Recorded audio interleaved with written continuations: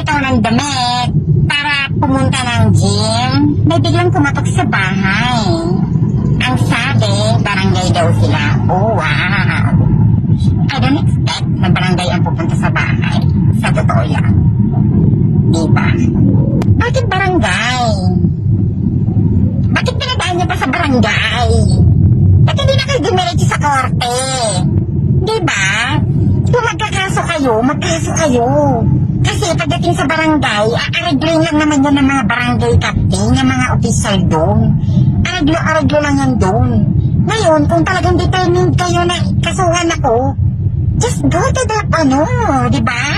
Mag-file na kayo ng complaint sa fiscal. Just go, wala na kayong alam sa batas.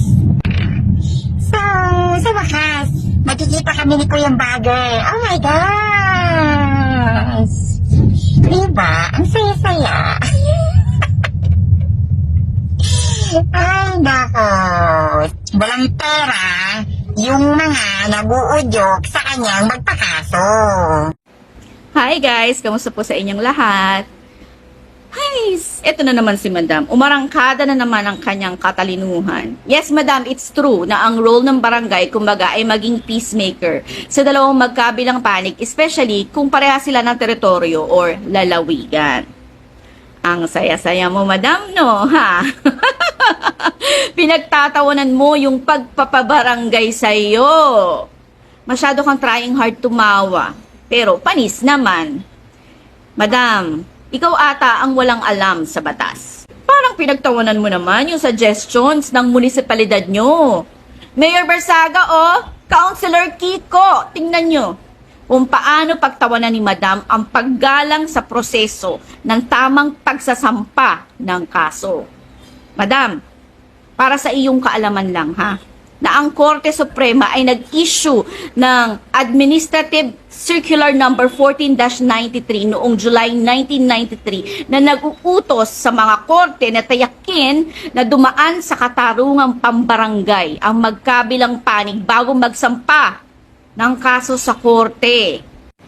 Oh, Madam, hindi mo alam yun, ano? Sino ngayon ang bobo? Ha? Sino mahilig dyan magsabi ng, bobo kasi kayo. Bobo kayo. Bobo. Oh, sino ngayon ang bobo?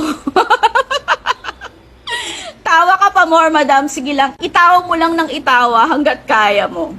Ito lang kasi yun, Madam, eh. Hindi kasi kami bastos. Ayaw namin i-bypass ang barangay kasi tatanungin yan sa korte dahil maaring ma-dismiss o mabura ang complaint or yung kaso mo na isasampa sa korte kung hindi ka dumaan sa barangay.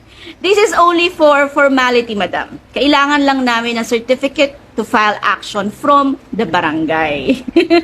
Napakalayo sa iniisip mo makikipag-ayos sa'yo. Sa'yo, Madam. Ha? Sa'yo.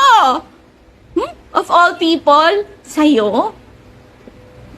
Grabe naman yan. Madam, walang may balak makipag-areglo sa'yo. Tsaka wag mo kaming pagtawanan na wala kaming pera. Wala ba kaming pera? Sure ka ba doon? Oh, no problem yun. Pero mas matakot ka doon ha. Kasi taong bayan na mismo ang gagawa ng paraan para lamunin mong lahat yung kahampas lupaan ng pagkatao mo.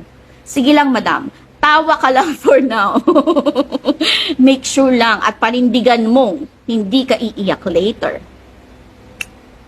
Good luck.